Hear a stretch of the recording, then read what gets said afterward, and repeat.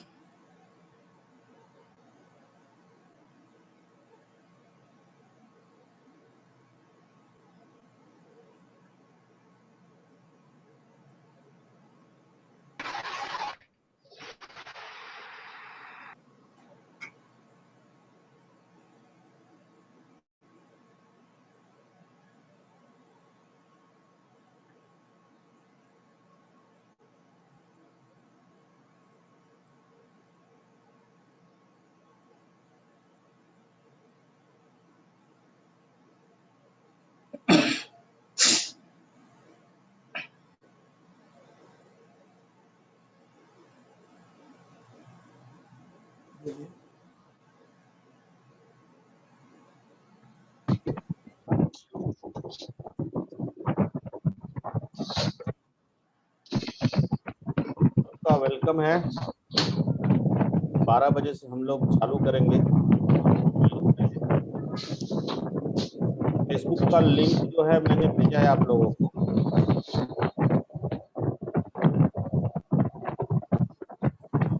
आप ज्वाइन करिए, फेसबुक का लिंक जो भेजा है ना उसको फेसबुक से शेयर करिए।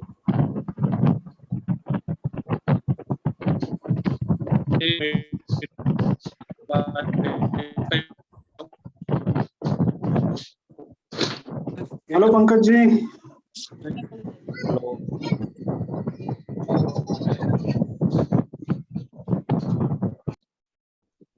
रजनीश जी नमस्कार। नमस्कार। अभी आपके यहाँ रात हो रहा है कि दिन हो रहा है अमेरिका में? यहाँ पे रात के 11:30 है। अच्छा अच्छा तो आपका 1 बजेगा। अब आपके लिए तो भाई टाइम की कोई वो नहीं है। तो योगेश जी भी ज्वाइन कर रहे हैं, बाकी डॉक्टर राम भी स्वीडन से ज्वाइन कर चुके हैं, एंड अमेरिका से रजनीश बाजपेयी जी स्मार्ट गांव के फाउंडर हैं। ये इन सॉफ्टवेयर इंजीनियर्स की और कुछ यंग प्रोफेशनल्स की टीम है, जो लोग इंडिया से बाहर हैं और कई देशों में काम करते हैं, सबको इकट्ठा किया है स्मार्ट गांव के बैनर पे रजनीश जी ने, योगेश साहू जी ने। और इन लोग जो है एक एक करके गांव को स्मार्ट बनाने का काम कर रहे हैं। प्राइम मिनिस्टर मोदी ने भी इनकी तारीफ की है। और अभी इस पैनाडेमिक में ये लोग कंसंट्रेटर का जो है सबको सपोर्ट कर रहे हैं, फंड रेजिंग करके गाँवों में कंसंट्रेटर उपलब्ध करा रहे हैं थ्रू पीएचसी या कोई मेडिकल सेंटर के द्वारा। तो ये सारी चीज़ें ये लोग कर रहे हैं, अच्छा काम कर रहे हैं। और हमारे उत्तर प्रदेश डेवलपमेंट फोरम के साथ भी इनका एमओयू हुआ है, और पहला पायलट प्रोजेक्ट के रूप में हम लोग जो है महाराजगंज को ही लिए हैं। और महाराजगंज में तो ऑक्सीमीटर और थर्मामीटर बैंक हम लोग बनाने जा ही रहे हैं। इसके अलावा एक गांव का डेवलपमेंट या स्मार्ट गांव के लिए प्रोजेक्ट लेंगे, जिसको हम लोग सेलेक्ट करके बताएंगे। तो किसी एक गांव को जो स्मार्ट गांव टीम जो है अमेरिका की गोद लेगी और उसको स्मार्ट गांव बनाने का काम करेगी।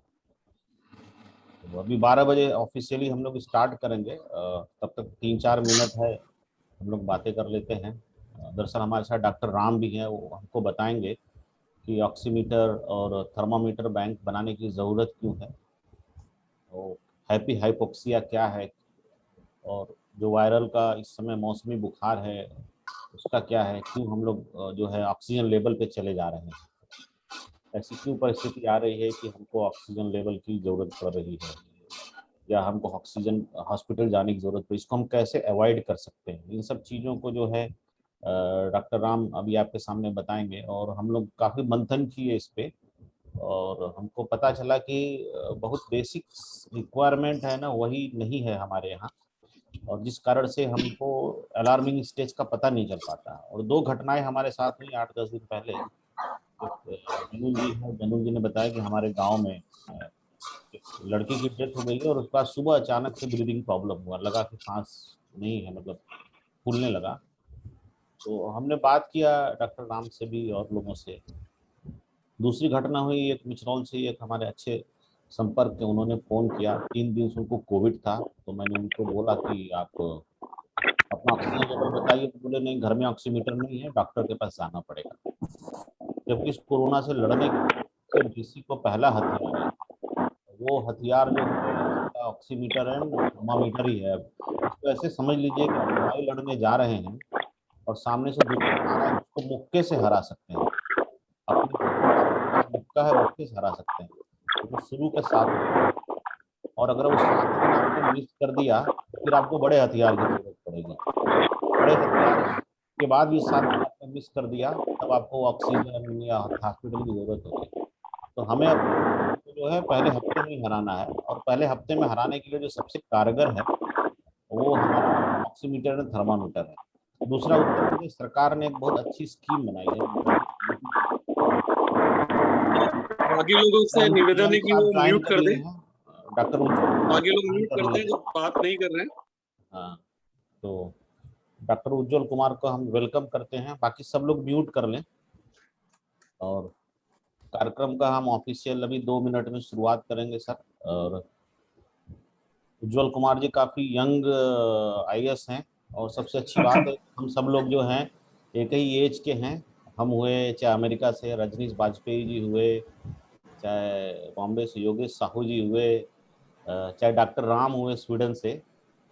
तो 2-3 साल आगे पीछे हम लोग होंगे, और ये हमारे जिले का सौभाग्य है कि इनका लीडरशिप हमें मिला। कुंभ में हमने इनको देख चुका है, इतना बड़ा भीड़ आया करोड़ों में, मतलब 2 मिलियन पीपुल, 20 मिलियन पीपुल आए, 15 से 20 करोड़ लोग आए और शांति से कुंभ बीत गया। इस तरह के आपदा प्रबंधन आपको एक्सपर्टीज हासिल है। और सबसे अच्छी बात है कि हमारे कॉमन मित्रों में भी उज्जवल जी का पता चला, राजू श्रीवास्तव जी हमारे बड़े पुराने मित्र हैं, तो कॉमन मित्रों में भी आते हैं। तो हम सब लोग मिल के इस लड़ाई को लड़ सकते हैं। और 12 बज गए हैं, हम ऑफिशियली जो है कार्यक्रम की शुरुआत करते हैं। और अमित अंजन जी को मैं बोलूँगा कि आप फॉर्मल वेलकम स्पीच करें, उसके बाद जो है विषय इंट्रोडक्शन हम करेंगे। और विषय प्रस्तावनाओं के बाद जो है डॉक्टर राम स्वीडन से हैं, वो बताएंगे कि जो ग्रामीण स्तर में जो कोरोना को लेके पैनिक हुआ है या जो मृत्यु हो रही है उसमें हैप्पी हाइपोक्सिया एक बड़ा रीजन है और उसको कैसे रोक सकते हैं। फिर अमेरिका से स्मार्ट गांव फाउंडेशन से रजनीश बाजपेयी जी जुड़े हैं, जिनकी योजना है कि महाराजगंज के किसी एक गांव को गोद लेकर और स्मार्ट गांव बनाएंगे। और हमारे यूपीडीएफ की इस मुहिम ऑक्सीमीटर थर्मामीटर बैंक बनाने में भी वो जुड़े हुए हैं। तो रजनीश बाजपेयी जी का हम स्वागत करते हैं। बाकी ठूठीबारी विकास मंच से लोग जुड़े हैं, और ताइवान से जो अखिलेश गुप्ता जी जुड़े हैं, दुबई से दुर्गेश जी जुड़े हैं, और हुमैर सुद्दीकी जी जो है वो सीरिया से जुड़े हुए हैं। तो जितने भी हमारे जिले के लोग बाहर गए हैं सबको हमने जोड़ने का कोशिश किया है। जैनुल आब्दीन जी गुजरात से जुड़े हुए हैं। तो अमित अंजन जी से रिक्वेस्ट है कि फॉर्मल वेलकम करें, फिर हम लोग कार्यक्रम की शुरुआत करें। बहुत बहुत धन्यवाद पंकज जी। सबसे पहले जितने लोग भी आज के इस वेबिनार में जुड़े हैं मैं सबको सादर प्रणाम कर रहा हूं और स्वागत कर रहा हूं। और खास तौर से मैं आज के इस वेबिनार के जो मुख्य अतिथि हैं हमारे माननीय जिलाधिकारी महोदय डॉक्टर उज्जवल कुमार, उनका मैं स्वागत कर रहा हूं। और स्वीडन से हमारे साथ डॉक्टर राम उपाध्याय जी, जो कि हमें पिछले एक महीने से कम 4-5 वेबिनार में हमको कोरोना के प्रति जागरूक किया, उसके प्रति जो जानकारी दिया उनका भी मैं बहुत बहुत स्वागत कर रहा हूँ। और हमारे स्मार्ट गांव फाउंडेशन अमेरिका से रजनीश बाजपेयी जो हमारे साथ जुड़े हुए हैं, उनका भी मैं बहुत बहुत स्वागत कर रहा हूं। और आज के इस कार्यक्रम का हमारा मुख्य विषय है निगरानी समिति का क्रियान्वयन। तो सबसे पहले मैं आपको बहुत शॉर्ट में निगरानी समिति के बारे में बताना चाहूँगा जितने लोग जुड़े हैं। हमारे यशस्वी मुख्यमंत्री परम पूज्य योगी आदित्यनाथ जी महाराज के निर्देश से हर पूरे प्रदेश के अंदर निगरानी समिति का गठन पिछले कोरोना काल में कर दिया गया, जिसमें हर ग्राम सभा लेवल पे 8 लोगों की टीम, 8 या 9 लोगों की टीम बनाई गई, जिसमें ग्राम के प्रधान थे, सेक्रेटरी थे, लेखपाल थे, आशा हैं, सफाई कर्मी हैं, आंगनबाड़ी हैं, रोजगार सेवक या पंचायत मित्र हैं और कोटेदार हैं। इन लोग को मिला के एक निगरानी समिति बनाई गई, जिनका मुख्य कार्य ये था कि कोरोना जो गांव में संक्रमण ना फैले उसके बारे में लोगों को अवेयर करना, लोगों को, और जो लोग संक्रमित लोग हैं उनको निश्चित जगह पे CSC PSC या डिस्ट्रिक्ट हॉस्पिटल तक उनको पहुंचाना और उनको बताना और उसकी काउंसलिंग करना और उसकी जो किट है वो बांटना। पिछली बार हम लोगों ने कोरोना पे बहुत ही बेहतरीन तरीके से काम किया और उस पर हम लोगों ने विजय प्राप्त किया आदरणीय जिलाधिकारी महोदय के नेतृत्व में, और ये हमारा सौभाग्य है। मैं जिलाधिकारी महोदय को बहुत बहुत धन्यवाद कहूँगा। अभी पंकज जी ने बताया कि कुंभ जैसे इतने बड़े आयोजन को उन्होंने अंजाम दिया है, तो निश्चित तौर से हम उनके नेतृत्व में कोरोना को हराएंगे अपने जिले में। और पिछली बार भी हमने हराया और इस बार भी उसी निगरानी समिति के क्रियान्वयन के लिए इस वेबिनार का आयोजन किया गया है, जिसमें हमारे साथ हमारी सहयोगी संस्था उम्मीद फाउंडेशन, जो कि सुषमा बाजार की बहुत ही उत्साही युवकों का एक संस्था है, वो हमारे साथ जुड़े हैं। ठूठीबारी विकास मंच के सारे सदस्य जुड़े हुए हैं। और सबसे बड़ी बात, स्मार्ट गांव फाउंडेशन अमेरिका से जुड़े हुए हैं, मैं आपको भी धन्यवाद कहूंगा। और ये पूरा जितने लोग भी जुड़े हैं वो हमारे यूपीडीएफ का, उत्तर प्रदेश डेवलपमेंट फोरम के महासचिव जो पंकज गांधी जायसवाल है, इनके इस यूपीडीएफ के प्लेटफॉर्म पे और उनके इस भगीरथ प्रयास से हम सभी एक साथ जुड़े हुए हैं। इसी के साथ मैं बहुत बहुत फिर से धन्यवाद कहूंगा सभी का, और कार्यक्रम को आगे करने के लिए धन्यवाद। थैंक यू अमित जी। जैसा कि आपको मालूम है कि कोरोना पैराडेमिक चल रहा है और कोरोना पैराडेमिक के लिए बहुत सारे मॉडल लोगों ने अप्लाई किया। जैसे बॉम्बे में एक मनपा मॉडल की चर्चा हो रही है, उसी तरह से उत्तर प्रदेश में योगी आदित्यनाथ जी ने जो निगरानी समिति का मॉडल बनाया है, ये काफ़ी बेस्ट मॉडल है माइक्रो मैनेजमेंट के लिए। कोरोना को अगर ख़त्म करना है तो निगरानी समिति के मॉडल से हम कोरोना को 100% रिमूव कर सकते हैं, क्योंकि कोरोना इतना खतरनाक बीमारी नहीं है स्टेज 1 में, और ये जब स्टेज 2 में जाता है तो माइल्ड से थोड़ा मॉडरेट में जाता है, और जब तीसरे हफ्ते में जाता है तो सीवियर कैटेगरी में जाता है। तो हमारे जो शासन है, हमारे जो प्रशासन है, सरकार है, इन लोगों ने पिछले पैराडेमिक में ही निगरानी समिति का मॉडल बनाया था। इसके बारे में डिटेल से आदरणीय जिलाधिकारी जी बताएंगे। और वो मॉडल ऐसा है जिसको WHO ने भी सराहा है। तो हमारा क्या फोकस होना चाहिए, हमारी टीम का क्या फोकस होना चाहिए, ऐसा मॉडल जिसको WHO भी सराह रहा है, ऐसा मॉडल जिसे बहुत से लोगों ने प्रूव किया है कि अगर ये मॉडल इम्प्लीमेंट हो जाता है, कोरोना का माइक्रो मैनेजमेंट पॉसिबल होगा और हम कोरोना को पहले हफ्ते में ही रोक देंगे। और कोरोना जब पहले हफ्ते में रुक जाएगा तो जो पैनिक मचा हुआ है, चाहे ऑक्सीजन का जो शॉर्टेज आ रहा है या हॉस्पिटल में बेड नहीं उपलब्ध हो रहा है, तो क्रिटिकल केयर की जरूरत पड़ रही है, किसी चीज की जरूरत नहीं पड़ेगी। तो इस चीज के लिए हमने सोचा कि सब लोगों को एक प्लेटफॉर्म पे लाएं। बहुत सारे जो NGO हैं जो हमारे जिले में काम कर रहे हैं उनको हम प्लेटफॉर्म पे लाएं। स्मार्ट गांव फाउंडेशन ऑलरेडी जो है गांव में कंसंट्रेटर उपलब्ध करा रही है, उनको हमने जोड़ा और हमने एक स्टडी किया कि हम मिनिमम किन चीज़ों से शुरुआत कर सकते हैं। तो हमारे फोरम से हमने ऑक्सीमीटर और थर्मामीटर बैंक बनाने की सोची, लेकिन हमें पता भी चला कि निगरानी समिति के पास ऑलरेडी ऑक्सीमीटर थर्मामीटर है। तो हम अगर अपने अभियान को निगरानी समिति के साथ जोड़ देते हैं तो हम लोग निश्चित ही जो है कोरोना को अपने जिले में रोकने के लिए सफलता पाएंगे। और आपकी सूचना के लिए बता दूं कि जब हमने ऑक्सीमीटर और थर्मामीटर बैंक बनाने की मुहिम स्टार्ट की, अब तक हमारे पास 36 गाँवों की लिस्ट आ चुकी है और 36 गाँव के स्वयंसेवियों की लिस्ट आ चुकी है जो अपने यहाँ ऑक्सीमीटर और थर्मामीटर बैंक बनाने के लिए रेडी है। इसके अलावा 3 टाउन एरिया, सिस्मा, निचलौल, टूटीबारी की टाउन एरिया की मान्यता नहीं है, लेकिन उसका एज ए टाउन एरिया उसका पॉपुलेशन है। तो 3 जगह बड़े बैंक बनाने की तैयारी है और गांव में जो है मिनी बैंक बनाने की तैयारी है, ताकि गांव के लोग जो है जिसको भी ऑक्सीमीटर थर्मामीटर हो उसको हम लोग उपलब्ध कराएं, वो आके हमसे ले लें या हम जाके उपलब्ध कराएं। और उनका चार्ट बनाने में भी हम मदद करेंगे। और जो उनको हेल्थ चार्ट बनाना है, वो चार्ट का पूरा ड्राफ्ट जो है लंदन से डॉक्टर दीप्ति जायसवाल है, उन्होंने बना के हिंदी में दिया है कि वो चार्ट जो है गाँव वालों को देना है। वो बोलना है कि आप सुबह दोपहर शाम, अगर आप कोरोना संभावित हैं, आपको कोरोना हुआ है, तो सुबह दोपहर शाम आप अपना ऑक्सीजन का लेवल, पल्स का लेवल और टेम्परेचर 3 चीज मेंटेन करिए। तो आपको पता चलेगा कि आप हाइपोक्सिया में जा रहे हो या डेंजर लेवल पे जा रहे हो। तो आप समय से डॉक्टर के पास पहुंचोगे तो आपके पास सिर्फ 12 घंटे 6 घंटे नहीं रहेगा, आपके पास कम से कम 24 से 48 घंटे रहेगा हॉस्पिटल अप्रोच करने के लिए। ये सारे अभियान हम चला रहे हैं। इसके बारे में डिटेल से जो निगरानी समिति है डॉक्टर उज्ज्वल कुमार जी बताएंगे। कार्यक्रम को आगे बढ़ाते हुए हम हमारे साथ डॉक्टर राम हैं, थोड़ा प्रकाश डालिए कि जो ग्रामीण संक्रमण है उस क्या ग्रामीण संक्रमण है, क्या प्रॉब्लम है और उसको हम कैसे रोक सकते हैं और हाइपोक्सिया क्या है। डॉक्टर राम का मैं परिचय करा दूं। डॉक्टर राम स्वीडन में प्रसिद्ध दवा वैज्ञानिक हैं। इन्फेक्शियस डिसीज में इनका वर्ल्ड में नाम है। कोरोना पे इनकी 2 दवाइयां निक्लोसमाइड और एक कोल्चिसिन करके है, उसको भारत सरकार ने 2nd फेज का ट्रायल दे दिया हुआ है। इसके अलावा ऑन्कोलॉजी इंस्टीट्यूट अमेरिका के ये प्रिंसिपल साइंटिफिक ऑफिसर हैं, उपासला यूनिवर्सिटी में प्रोफेसर हैं, साउथ कोरिया में भी एक यूनिवर्सिटी में आप विजिटिंग प्रोफेसर हैं। इसके अलावा लक्साई लाइफ साइंस फार्मास्यूटिकल कंपनी का CEO हैं और इन्होंने 10 घंटे का ऑलरेडी एक वीडियो वर्कशॉप बनाया हुआ है ताकि लोगों को कोरोना के बारे में बताया जा सके। तो डॉक्टर राम, ग्रामीण संक्रमण को ध्यान में रखते हुए हमसे चूक कहाँ हो रही है और इसको कैसे रोका जा सकता है, एक संक्षिप्त आपसे थोड़ा मैं चाहूंगा, ताकि जो हमारी टीम जुड़ी हुई है इस समय UPDF की, स्मार्ट गांव की और गांव के लोग, सबको मैसेज कम्युनिकेट हो और वो लोग रोक सकें। धन्यवाद Pankaj ji for the nice introduction. और डॉक्टर उज्ज्वल जी प्रसन्नता हो रही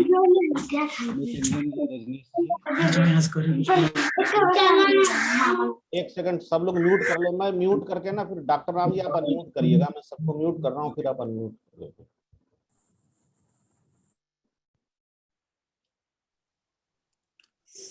तो सभी जुड़ने वाले लोगों का धन्यवाद। तो ग्रामीण के परिवेश में यदि कोरोना को देखा जाए तो इसमें कुछ मोटी मोटी बातें समझ लेना जरूरी है, जिससे कि हम न केवल जो सुरक्षित रह सकते हैं, बल्कि यदि कोई व्यक्ति ऐसी समस्या में फंस भी जाता है तो उसको हमारे पास इतना समय होगा कि उसको आसानी से निकाला जा सकता है। ये जितनी भी डेथ रेट हम इंडिया के अंदर देख रहे हैं, उसका एक मुख्य कारण क्या है कि या तो हम लोग अवेयर नहीं हैं या किसी प्रकार से एक टाइम पॉइंट को चूक जा रहे हैं। और इसके संबंध में ये बहुत जरूरी है कि हम इस टाइम को न चूकें, यानी time is the cure, you can say like this, if you somehow miss the time you may miss the person also। तो ये बहुत ज़्यादा जरूरी है कि हम अब, क्योंकि ये जो बीमारी है इसका जैसा सबको पता है कि there is a no cure, और जब कोई क्योर नहीं होता है तो उसके सबसे पहले बात आती है prevention is the better than cure. अभी क्योंकि क्योर के मामले में जब हम जाएं तो इसका प्रिवेंशन ही क्योर बन जाएगा। तो जब हम किसी चीज के प्रिवेंशन में जाते हैं तो एक बात आती है उसके मैनेजमेंट की, और मैनेजमेंट के बाद में बात आती है उसके डिटेक्शन की। जब हम डिटेक्शन की बात करते हैं तो अगली बात आती है ऑब्जर्वेशन की। तो क्या हम इतने कॉन्शियस रह सकते हैं, क्या हम अपने आप को अच्छे से ऑब्जर्व कर सकते हैं, क्या हम कोविड एप्रोप्रिएट बिहेवियर का पालन कर सकते हैं? यदि इन सारी चीज़ों का हम ध्यान रखते हैं तो इस बीमारी से लड़ना और इससे जीतना और इससे बाहर निकलना कोई असंभव बात नहीं होगी। तो जब भी इन डिटेक्शन की बात आती है तो ग्रामीण परिवेश में रहते हुए हम किस प्रकार से डिटेक्ट कर सकते हैं अपने आप को कि हमको कोरोना वायरस है, और वो कोरोना वायरस किस हद तक जो है क्या है हमारे शरीर में जो है प्रभाव कर चुका है। तो ये समझ लीजिए कि जो व्यक्ति बिल्कुल अपने लक्षणों को इग्नोर करेगा वही कोरोना में ऐसी स्थिति में जाएगा जहां पर कि उसको हॉस्पिटलाइजेशन का जरूरत हो या फिर वो आईसीयू तक पहुंचे और एक सीवियर कैटेगरी में चला जाए। यानी कि हमको बहुत मेहनत करनी पड़ेगी कोरोना से मरने के लिए। तो इट इज नॉट लाइक कि मतलब कि कोरोना सबको मार रहा है। हम लोग क्या है कि कोरोना को सही टाइम पर समझ नहीं रहे हैं और उसका सही उपचार नहीं कर ले रहे हैं, रोकथाम नहीं ले रहे हैं, इसलिए जो है कोरोना से ये सारी मौतें जो हैं वो ग्रामीण परिवेश में या शहर के परिवेश में भी शायद हो रही हैं, जिनको कि आसानी से रोका जा सकता है।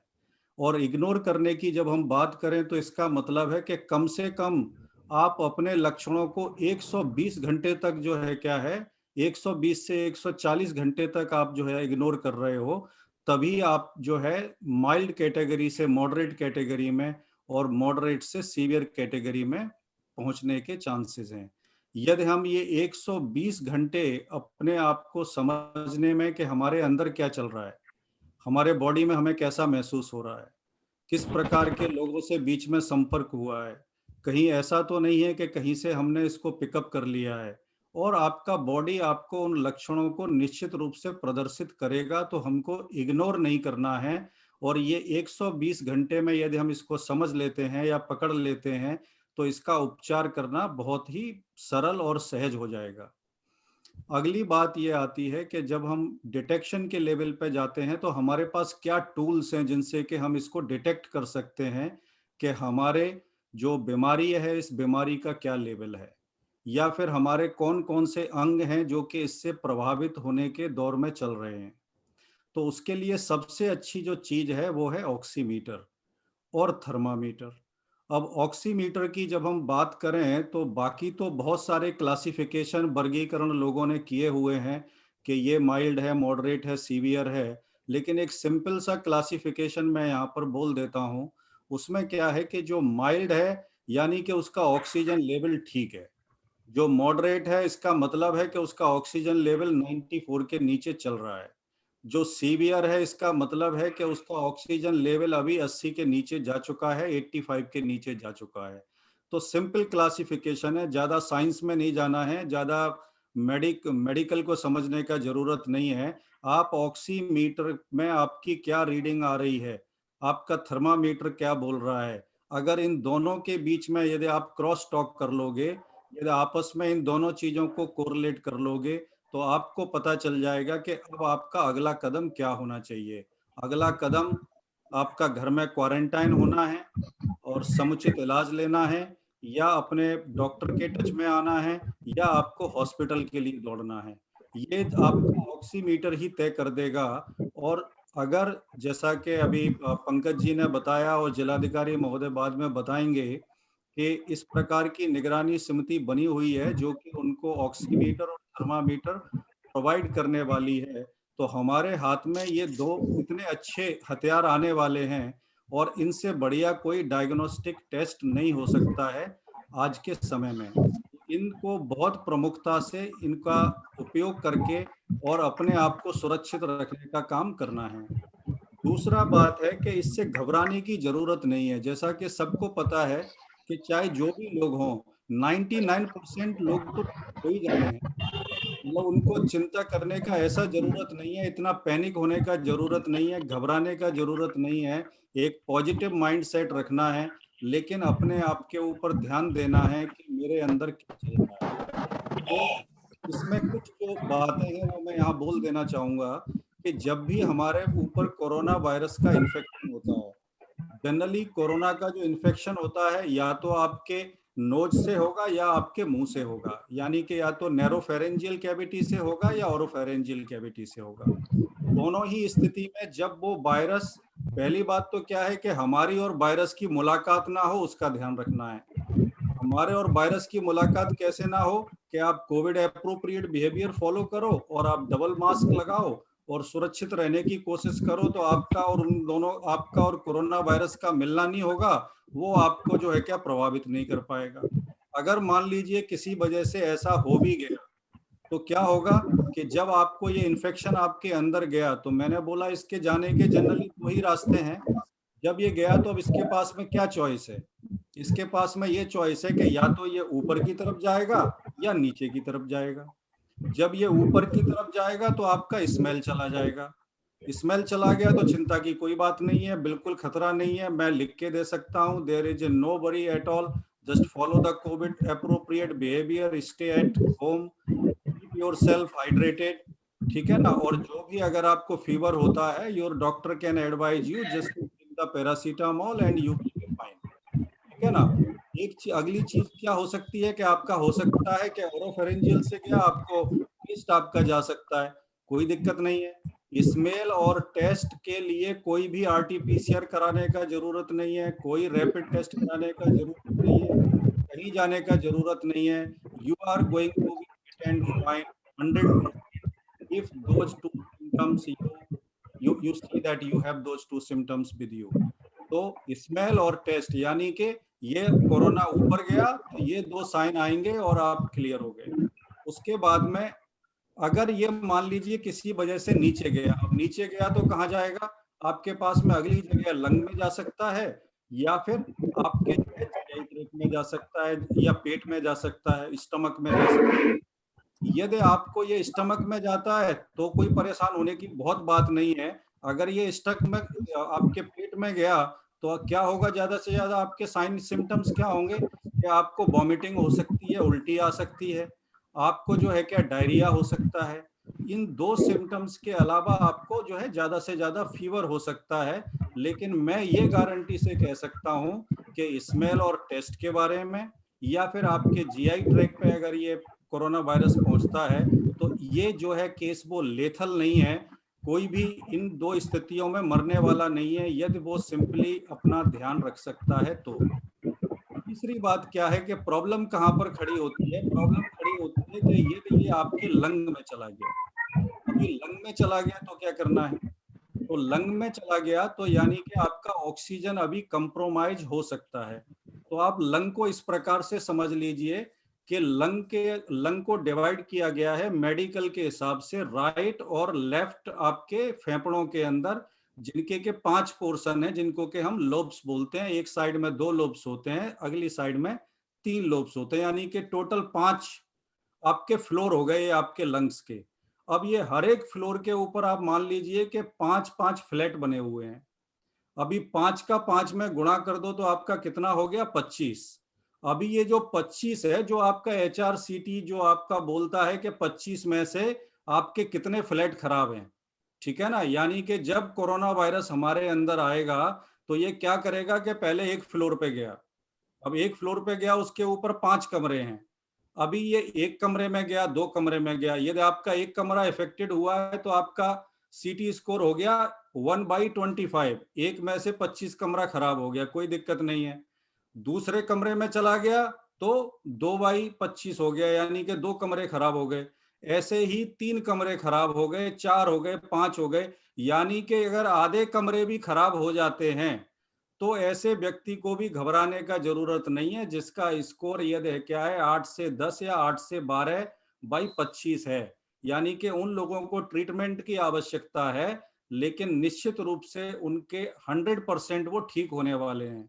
लेकिन अगर हम इस स्टेज पे भी इग्नोर कर जाते हैं, इस स्टेज पे भी हम नहीं समझते हैं कि क्या चल रहा है, तो इसके बाद में यदि आप दावत दे रहे हो कि you may require the oxygen और you may require the ICU help और you may need to rush to the hospital, तो आप देखोगे कि हमारे पास में यदि हम ध्यान दें तो हम कहाँ से शुरू हो रहे हैं और किस स्थिति तक बीमारी को लेकर के आ रहे हैं, और बाकायदा 120 घंटे हम इग्नोर कर रहे हैं, तब जाकर के ऐसी स्थिति बनने के चांस हैं। नहीं तो हमारा जो मेडिकल सिस्टम, हमारा हॉस्पिटल, हमारा गवर्नमेंट और जितनी भी जो संस्थाएं इसके साथ में जुड़ी हुई हैं वो बहुत कैपेबल हैं, हमारे डॉक्टर बहुत ही कॉम्पिटेंट हैं।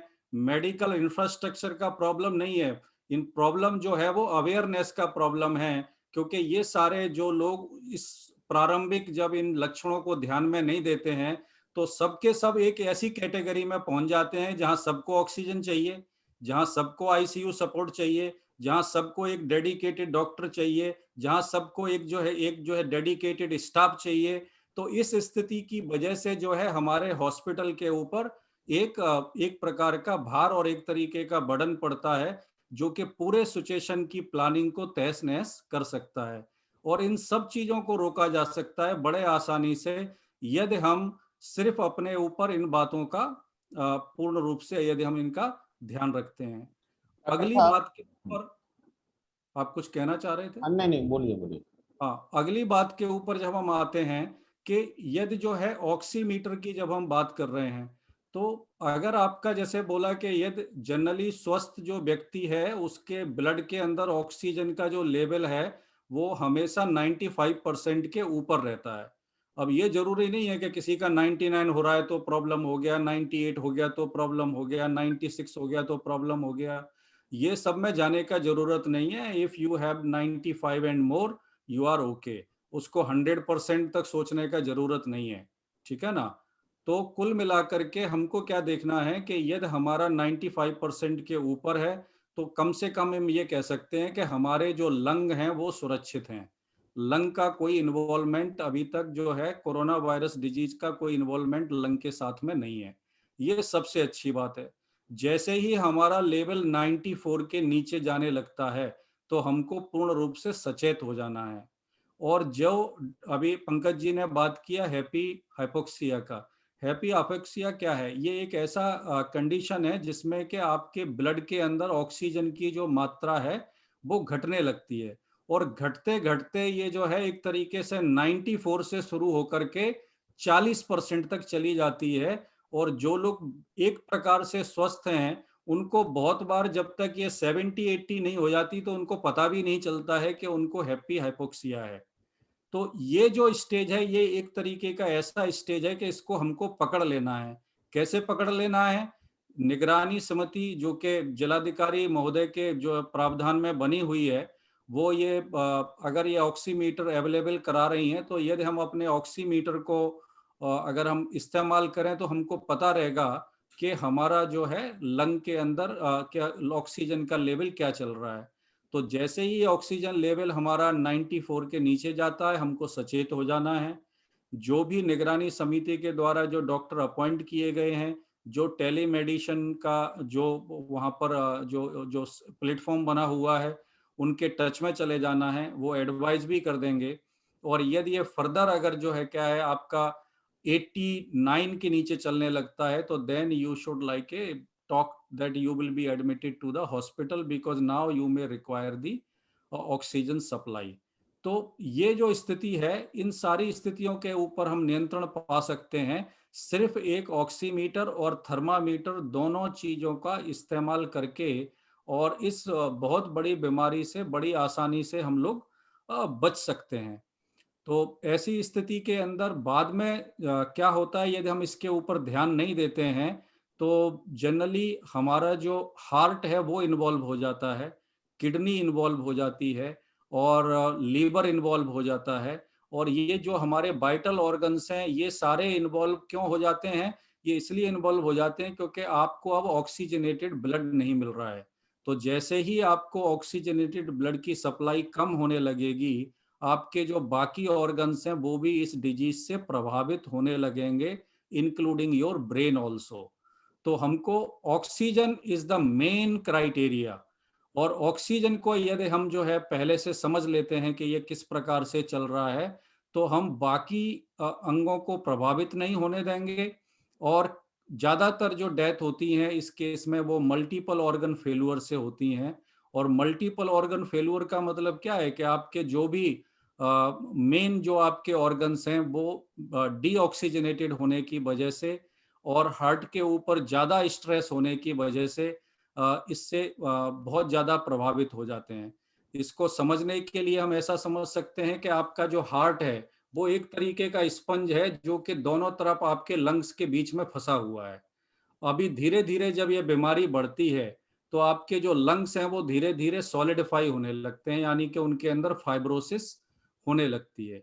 तो जब आपके बीच में एक सॉफ्ट जो है क्या हार्ट है, दोनों तरफ अगर आपके जो लंग्स हैं वो अगर सॉलिड होने लगते हैं तो अभी क्या होगा कि जो आपका हार्ट है वो आपका पहले आसानी से एक्सपेंड कर रहा था और आसानी से श्रिंक कर रहा था, एक्सपेंड कर रहा था, श्रिंक कर रहा था।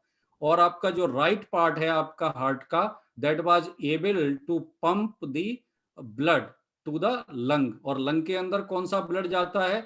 वो ब्लड जाता है जिसके के अंदर से हार्ट जो है वो ऑक्सीजन ले चुका होता है। यानी कि हम कह सकते हैं कि जो अशुद्ध रक्त है वो हमारे हार्ट के द्वारा हमारे लंग्स में पंप किया जाता है। और चूंकि लंग्स की जिम्मेदारी है उसको दोबारा से ऑक्सीजन देना, यानी कि यदि वो आसानी से ऑक्सीजन को एब्जॉर्ब कर पाएगा तभी उस ब्लड को जो है वो ऑक्सीजनेट कर पाएगा। इस प्रकार से पूरे हमारे शरीर के अंदर जो है ऑक्सीजन का लेवल मेंटेन रहता है। तो अब हम क्या देख रहे हैं कि ये हमारे लंग्स जो हैं वो धीरे धीरे इन्वॉल्व होते जा रहे हैं। वो इन्वॉल्व होने की वजह से वो सख्त होते जा रहे हैं, कड़े होते जा रहे हैं, सॉलिडिफाई होने लगा है उनका कुछ पार्ट। और अब हमारे इस हार्ट के ऊपर इतना प्रेशर पड़ रहा है कि it can not pump the blood to the lung. Okay. और उस स्ट्रेस की वजह से क्या होता है कि जो इन्फ्लेमेशन जो है वो हमारे बॉडी में बढ़ने लगता है, जिसकी वजह से हमारे सीआरपी के लेवल, सी रिएक्टिव प्रोटीन के लेवल जो है वो बढ़ने लगते हैं। तो यदि हम डिजीज की बात करते हैं तो सबसे पहले आपको क्या हुआ? वर्मिया हुआ। वर्मिया का मतलब है कि हमारे अंदर जो है वो वायरस आया और वायरस ने रेप्लिकेट किया। आने के बाद में उसने क्या किया कि हमारे इन्फ्लेमेटरी सिस्टम को उसने जगा दिया और हमारे अंदर साइटोकाइन स्टॉर्म या इन्फ्लेमेटरी प्रोसेस शुरू हो गई। यहां तक भी ठीक है। तीसरी स्थिति कब आती है? जबकि इन्फ्लेमेशन के बाद के अंदर जब है थ्रोम्बो इन्फ्लेमेशन शुरू हो जाता है, यानी कि हमारे जो टिश्यू हैं, हमारे जो सेल्स हैं, उनका धीरे धीरे करके डिके होना शुरू हो जाता है। इसीलिए हम रिपोर्ट में देखते हैं कि हमारा एलडीएच का लेवल ज्यादा आ रहा है, फिर हम बोल रहे हैं कि हमारा फ्रेटिन का लेवल ज्यादा आ रहा है, फिर हम धीरे धीरे देख रहे हैं कि हमारे जो लीवर एंजाइम्स हैं, चाहे वो एसजीओटी है, चाहे एसजीपीटी है, चाहे हमारा अगर किडनी का इन्वॉल्व हो गया तो आपका क्रिटिनिन का लेवल आपका बढ़ रहा है। तो ये जो सारी चीजें हैं ये बहुत ही मतलब हमारे बॉडी के लिए खराब है, मेडिकल सिस्टम के लिए चैलेंज है। और we should not get there if we will appropriately use those two tools which has been provided by the government। ठीक है ना? और अगर हम इन चीजों को ध्यान रख के काम करेंगे तो बड़े आसानी से इस कोरोना बीमारी के ऊपर जो है विजय प्राप्त कर सकते हैं। The only solution, the only cure is the prevention, and at the same time the detection and the diagnosis. If we follow those 2-3 things we will be happy and fine. Before I close on this, one more thing I can tell कि हर व्यक्ति जो है वो एक काम करे कि जब वो ऑक्सीजन का लेवल लेता है तो 6 मिनट का एक वॉक टेस्ट कर ले। तो सुबह अपना उठे, फ्री हुए, शाम को सोने जा रहे हैं, अभी क्या कीजिए कि आप 6 मिनट का वॉक कीजिए। 6 मिनट का जो वॉक है वो थोड़ा ब्रिस्क वॉक हो तो अच्छा है। यदि आप उसके अंदर 500 मीटर की दूरी तय कर लेते हैं 6 मिनट के अंदर, और आपका ऑक्सीजन लेवल जब आप दोबारा चेक करते हैं तो आपके बेस लाइन से कम वो 3 से 5 डिग्री अगर नीचे नहीं दिख रहा है तो कम से कम हम ये गारंटी से कह सकते हैं कि आपके लंग का इन्वॉल्वमेंट अभी तक डिजीज में नहीं है। हमको एक ही काम करना है कि हमारे जो लंग्स हैं वहां तक हमको बीमारी का नहीं पहुंचने देना है। और यदि पहुंच भी गई है तो उसको भी ट्रीट कर सकते हैं, परेशानी की बात नहीं है। लेकिन यदि आप ध्यान रखोगे अपने लंग्स का, अपने फेफड़ों का, तो आप जल्दी से जल्दी जो है स्वास्थ्य कर्मी के पास जा सकते हैं और वो आपको आसानी से, बड़ी आसानी से जो है वो आपको ट्रीट कर सकता है। तो मेरे ख्याल से अगर यदि इन सब बातों का हम ध्यान रखें तो बड़ी आसानी से जो है हम इस पर्टिकुलर परेशानी से बच सकते हैं, परिवार वालों की तकलीफ बचा सकते हैं, समाज की तकलीफ बचा सकते हैं।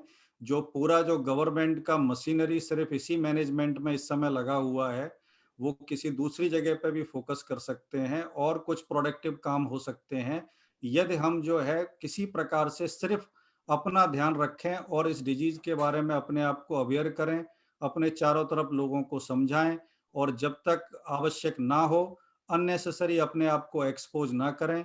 समय पर जो समय के निर्धारित जो उम्र के हिसाब से, आपके अपॉइंटमेंट के हिसाब से जो वैक्सीनेशन का प्रोसीजर चल रहा है उसमें पूरी तरीके से पार्टिसिपेट करें और किसी वजह से कुछ लोगों के अंदर यदि वैक्सीन को लेकर किसी भी प्रकार की कोई हेजिटेंसी है उसको हम दूर करें और यदि कभी ऐसा लगता है तो हम स्वास्थ्य कर्मी या बाकी काउंसलर को भी यूज कर सकते हैं जिससे कि वो उनको गाइड कर सके कि तुम भैया जाओ और वैक्सीन लो। बिकॉज इस समय सबसे जो बचने का जो सुगम मार्ग है वो वैक्सीनेशन ही है और इसके अलावा जो सबसे बड़ा जो तरीका है वो है कि वी शुड प्रिवेंट इट, क्योंकि अगर आप प्रिवेंट में जाओगे तो आपके पास में ये जो दोनों चीजें बताई गई हैं, oxygen oximeter, thermometer, that will definitely keep us safe. So thank you very much for giving me so much time where I was able to thank you speak. Doctor साहब, आपने बड़ा अच्छा बोला और आपने जो लास्ट में वैक्सीन को लेके बोला, हमारे जिले के लोगों को वैक्सीन को लेके जरा सा भी कंफ्यूजन नहीं होना चाहिए। हम आपको बता दें इजराइल जो है पूरा मास्क फ्री हो गया है जस्ट बिकॉज ऑफ दिस की 100% वैक्सीनेशन इजराइल ने कंप्लीट कर लिया है। अभी अमेरिका ने जो है घोषणा किया है कि हमारे यहाँ कोई मास्क नहीं लगाने की कोई जरूरत नहीं है जस्ट बिकॉज ऑफ उन्होंने 100% वैक्सीनेशन कर लिया है। तो इस समय इस बीमारी से लड़ने का एक ही जो सबसे सटीक हथियार है, अगर हम मास्क नहीं लगाना चाहते हैं तो वैक्सीनेशन अपना करा लें। और ऐसा नहीं कि सब कुछ लोग कराए, जब तक ये सारे लोग नहीं कराएंगे या 70-80% लोग नहीं कराएंगे तब तक हम मास्क से मुक्ति नहीं पा सकते। तो एक बड़ी अच्छी चीज बताई। दूसरा आपने हाइपोक्सिया के बारे में बताया, जो हमारे महाराजगंज ग्रामीण इलाके में इसका प्रभाव ज्यादा है, लोगों को पता नहीं चलता है। बाहर से दिखने में स्वस्थ लगते हैं तो उनको लगता है कि हमें कोई बीमारी नहीं और डॉक्टर के पास नहीं जाते हैं और उनका जो ऑक्सीजन 70-80 से नीचे जब अचानक से जाता है तो उनके पास टाइम नहीं बचता है। तो ऑक्सीमीटर के प्रयोग से हाइपोक्सिया को रोका जा सकता है। तीसरी चीज आपने बताया कि स्मेल और टेस्ट चला जाए तो डरने की जरूरत नहीं है।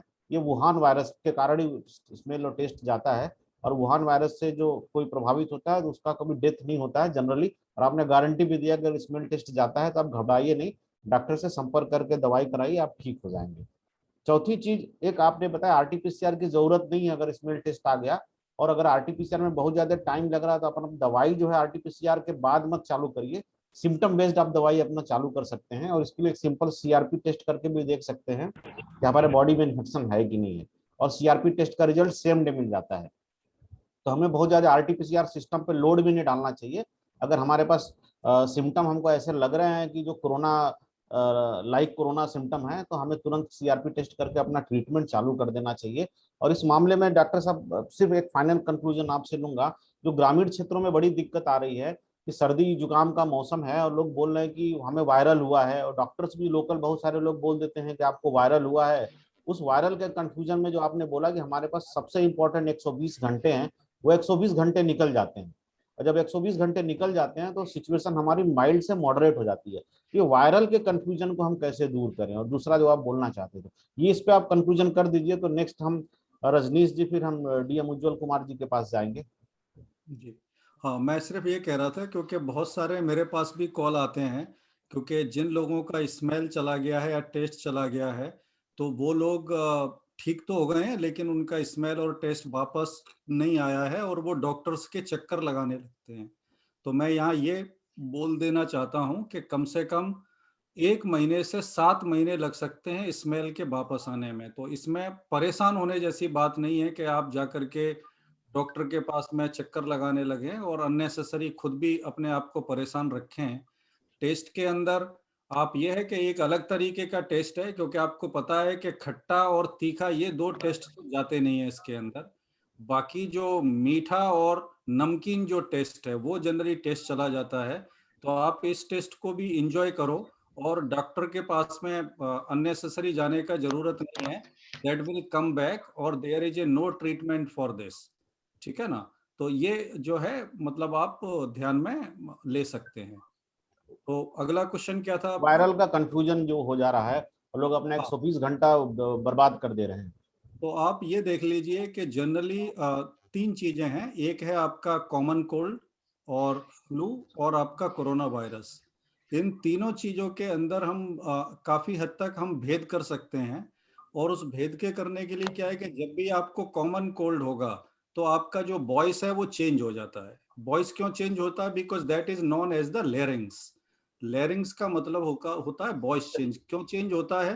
क्योंकि आपके जो नीचे का जो पोर्शन है जहां पर मैं टच कर रहा हूं, यहाँ पर आपको लिम्फ नोड्स होते हैं। तो वो लिम्फ नोड्स जब वो स्वेल कर जाते हैं तो हमारी आवाज जो है वो चेंज हो जाती है। तो अब आपको पता चल गया कि आपको परेशान होने का जरूरत नहीं है, आपको कॉमन कोल्ड हुआ है। परेशान मत होइए, गर्म पानी पीजिए, गरारे कीजिए, अपना ध्यान रखिए। फिर भी एहतियात के तौर पे घर के अंदर आइसोलेट हो जाइए, because we do not know if it may convert in tomorrow or day after tomorrow as a corona virus. तो जैसे ही आपको ये सिम्टम्स आए तो एक तो पैनिक नहीं होना है और दूसरा अपने आप को क्वारंटाइन तो कर ही लेना है घर में, जिससे बाकी लोगों की सुरक्षा हो सके। दूसरी बात क्या है कि जब फ्लू होगा तो फ्लू के अंदर आपको जो है क्या, हल्का सा आपको जुकाम होगा, रनिंग नोज होगा और हल्का सा आपको फीवर होगा, जो कि फीवर आपका 99 के ऊपर नहीं जाएगा।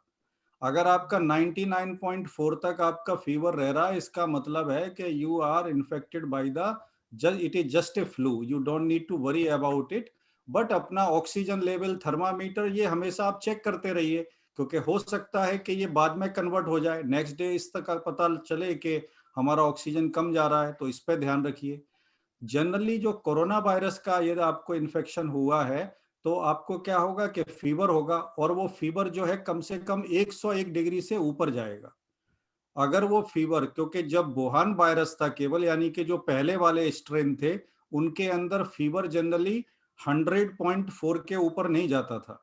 ठीक है ना, लेकिन अब ये जो डबल म्यूटेंट स्ट्रेन या बाकी जो स्ट्रेन चल रहे हैं इंडिया के अंदर, उनके केस में यदि किसी को इन्फेक्शन होता है तो वो जो है फीवर है वो 101 के ऊपर जाने वाला है।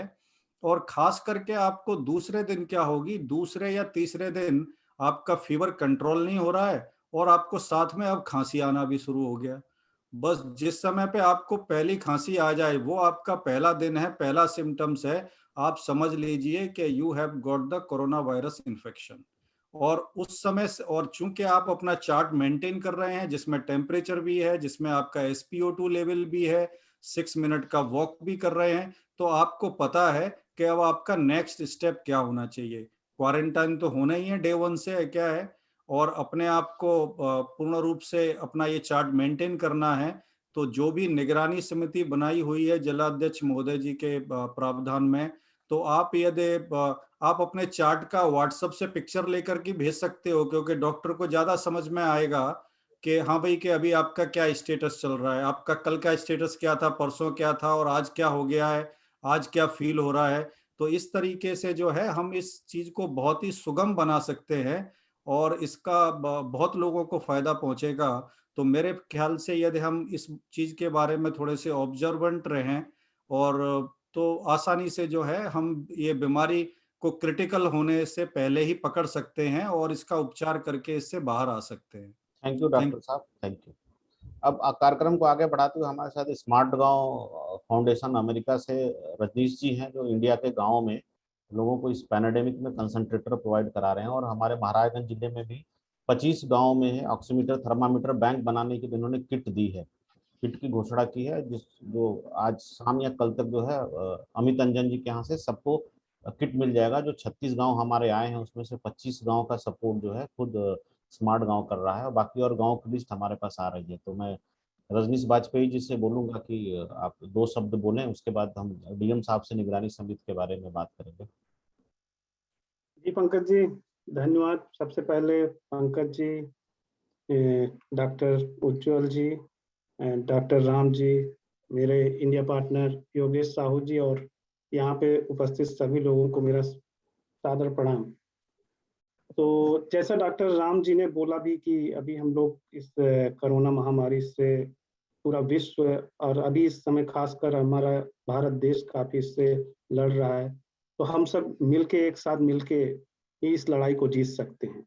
और डेफिनेटली इसमें जितना precaution is better than cure, तो यह हम लोग सब लोग अगर सभी जो डॉक्टर राम ने बताए हैं वो नियमों को पालन करें तो जल्द ही इससे हम लोग मतलब इसको अवॉइड कर पाएंगे।